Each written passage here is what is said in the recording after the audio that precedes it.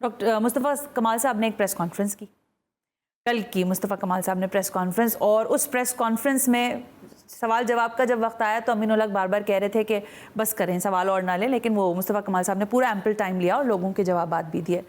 जो मकसद था उस पूरी प्रेसर का वो ये था कि एक इदारे पर तनकीद और दूसरे इदारे के साथ इजहार यकजहती जो लोगों को समझ आया।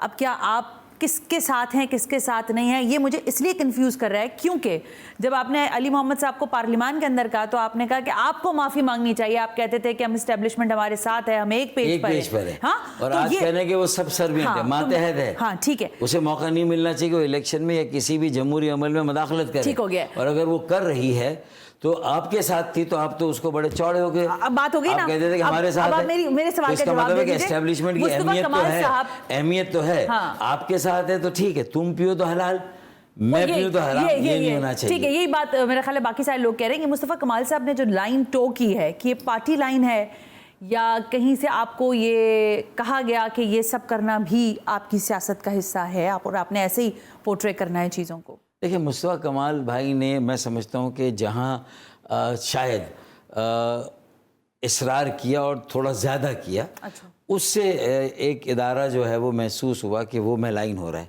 वरना मैं समझता हूँ कि ये जो जिसे कहते हैं ना कि ये जो इमरान खान को रिलीफ मिला और पीटीआई को रिलीफ मिला, तो मैं तो पहली जो स्पीच थी मेरी स्पीकर और डिप्टी स्पीकर के इंतखाबात से पहले, जब 190 मिलियन पाउंड में रिलीफ नहीं मिला था, तो मैं तो उस वक्त भी कह चुका था कि यार ये पीटीआई वाले तुम लोग इस कदर परेशान हो जैसे कि ये पहली बार तुम पर जुल्म हो रहा है, इससे पहले किसी पे जुल्म ही नहीं हुआ।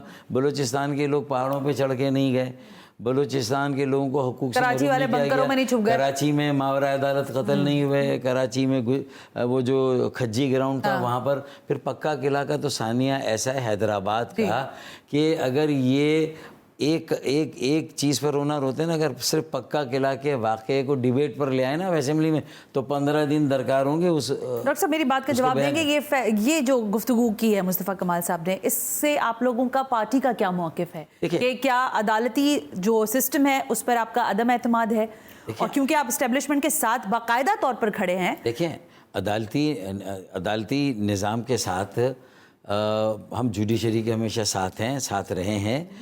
अच्छा, लेकिन ये तो जुडिशरी को भी देखना है कि जब हम सब इदारे तैयार हो रहे हैं सोल सर्चिंग के लिए, खुद एहतसाबी के अमल के लिए, कि भाई मैं आपको कितना रेगुलेट करूँगा, क्या मैं खुद उस लेवल पे अब आ गया हूँ?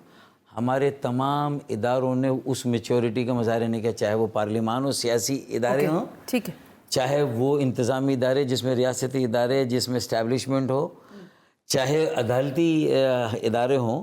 मैं समझता हूँ कि सब ने जब उन्हें मौका मिला तो साकिब निसार साहब का नाम अगर मुस्तफ़ा कमाल साहब इस वक्त इंडिविजुअल हैसियत में तौहीन अदालत के मुर्तकिब हुए हैं, उनको बुलाया गया शोकाज नोटिस, ऐसा ना हो फिर तौहीन MKM पाकिस्तान भी हो जाए। वो भी देखें, ये तो हमारे कानून जो कानूनी माहिरीन उनके साथ ही हम बात तय करेंगे। और ये जो तौहीन अदालत होती है ना, ये भी समझ की बात होती है कि मैंने उनकी बात को इस तरह समझा, और जब वहाँ पर जो बात होगी वो अगर अदालत में हुई तो मुख्तलिफ होगी। फिर उसमें आखिर में होता ही है कि अमूमन तौहीन अदालत करने वाला अपने वकील के मशवरे पर माफ़ी मांग लेता है, और अदालतों ने भी इसमें हमेशा रिलीफ दे दिया है।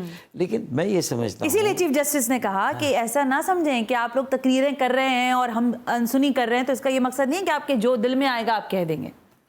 देखें, कहीं से ये तासुर भी नहीं आना चाहिए कि अदालत को चूँकि उनके बारे में कुछ कहा गया तो वो उसके जवाब में ये बात करें। उन्हें तो अपनी उसी जनरॉसिटी का मुजाहरा करना है।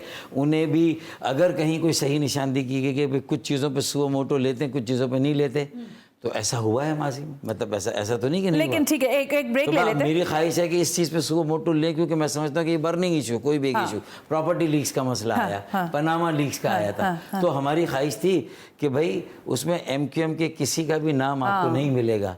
मिडिल क्लास पॉलिटिक्स को अगर फ़रोग़ देना है तो फिर पनामा लीक्स और प्रॉपर्टी लीक्स के मामले को